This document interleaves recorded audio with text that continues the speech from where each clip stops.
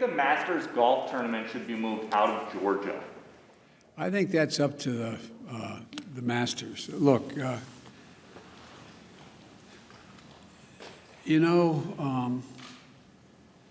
is reassuring to see that for-profit operations and businesses are speaking up about how these new Jim Crow laws are just antithetical to who we are. There's another side to it, too. The other side to it, too, is when they, in fact, move out of Georgia, the people who need the help the most, people who are making hourly wages, sometimes get hurt the most. I think it's a very tough decision for a corporation to make or a group to make. But I respect them when they make that judgment, and I support whatever judgment they make. But it's the best way to deal with this is for Georgia and other states to smarten up. Stop it. Stop it. It's about giving people two votes.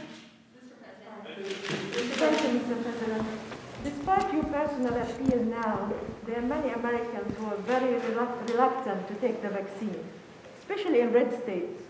Why the White House hasn't used a more forceful campaign, like advertisement on television, for example, to convince Americans to take that vaccine so we can We are doing that. And by the way, the number of people who are reluctant to take it continues to diminish across the country as they see their neighbors, particularly in communities that have been now there's a different group of people. There's a group of people who've been reluctant because of past, how can I say it, past wrongs that have been done to them, experimentation, not sure that they're being told the truth, et cetera.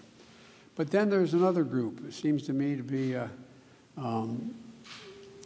I probably shouldn't characterize it, but Mitch McConnell keeps speaking to them, which I give him credit for, saying the idea, he said the polling data shows Republican men, particularly young men, don't think they should have to take the vaccine. It's their patriotic right not to do it, their freedom to choose. And he's saying, no, take the vaccine. Take the vaccine. And I'll add a phrase he didn't, but I think he believes. It's a patriotic responsibility you have. Last question. Mr. President, have you spoken to the Federal Reserve Chairman, Jay Powell, yet? I have not. Can you say why? Do you plan to speak to him soon, sir? I am not. Look, I think the Federal Reserve is an independent operation. And starting off my presidency, I want to be real clear that I'm not going to do the kinds of things that have been done in the last administration, either talking to the Attorney General about who he's going to prosecute or not prosecute and under what circumstances, or the Fed telling them what they should and shouldn't do, even though that wouldn't be the basis upon which I'd be talking to them. So I've been very fastidious about not talking to them, but I do talk to the Secretary of Treasury. Thank you all very much. Mr. President, you mentioned 554,064 American dead from COVID-19. A lot of families want to know how this happened, how it got here. Have you had a chance to speak to any of your international partners, any of President Xi, who I know you go way back with? Have you had a chance to ask him if these reports are true, that China maybe misled the world at the beginning?